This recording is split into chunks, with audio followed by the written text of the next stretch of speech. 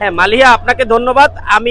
আপনি যেমনটি বলছিলাম যে আপনি জানেন যে গণপ্রজাতন্ত্রী বাংলাদেশ সরকারের মাননীয় প্রধানমন্ত্রী বিএনপির চেয়ারপারসন তিনি কিন্তু বরিশালের দক্ষিণ অঞ্চলের সফরে আজকে বরিশালে আসছেন। আপনাকে যেমনটি জানিয়ে রাখি, সকাল 10:30টায় কিন্তু বাটাজোরের হাই স্কুল মাঠে বৃক্ষরোপণ কর্মসূচি শেষে ফ্যামিলি কার্ডের যে আনুষ্ঠানিক কার্যক্রম সেটি কিন্তু শেষ করে এখন বরিশালের যে বৃক্ষরোপণ যে 30 গোডাউনের বধ্যভূমিতে তিনি বৃক্ষরোপণ করবেন।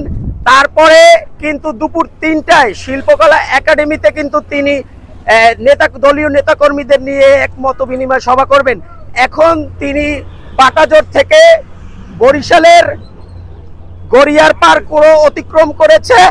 দেখেন নেতাকর্মীকে বরণ করার জন্য আজকে হাজার হাজার লাখো লাখো বরিশালের আপামার জনগণ, স্বেচ্ছাসেবক দল, ছাত্র দল, যুব দল, শ্রমিক দল, বিএনপির সকল মহিলা দল সহ সর্বস্তরের জনগণ আসলে মহাসড়কে আবেগ আপ্লুত ভাবে সারিবদ্ধভাবে তিনি কিন্তু দাঁড়িয়ে রয়েছেন নেতাকর্মীকে এক নজর দেখার জন্য। আমরা দর্শক একটু শুনবো আসলে এখানে কেন দাঁড়িয়েছেন। জি, আপনাকে ধন্যবাদ।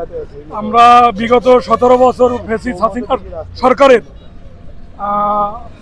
অত্যাচারে জুলুম অত্যাচারে নিপীড়ন হয় এই 17 বছর পর আমাদের প্রধানমন্ত্রী দেশ রহমান তারেক রহমান প্রধানমন্ত্রী হওয়ার পর বরিশালে সফর করছেন এই প্রথম।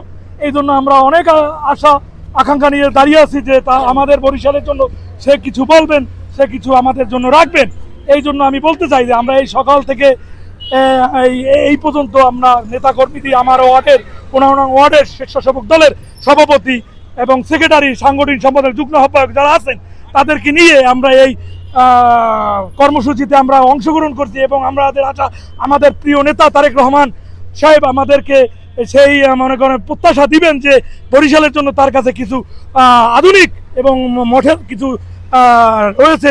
মানে এই জন্য আমি বলতে চাই যে আমাদের যারা আছেন সবাই তার জন্য দোয়া করি এবং সে জানি দীর্ঘায়ু থাকেন এবং আমাদের বরিশালের জন্য কিছু উপহার দান করুক, এই বলে আমি আপনাকে ধন্যবাদ। আমি দর্শক আরেকটু কথা বলবো, যিনি এই বরিশালের অধীর আগ্রহে যারা অপেক্ষা করছেন।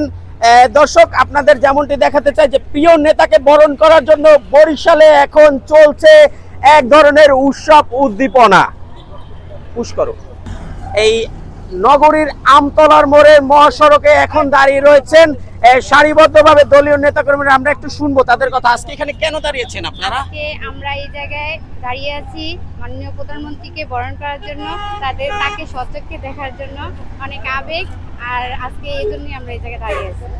হ্যাঁ ধন্যবাদ। আমরা আরেকজনের সাথে জানবো আসলে কোথা থেকে আসছেন, কেন দাঁড়িয়েছেন।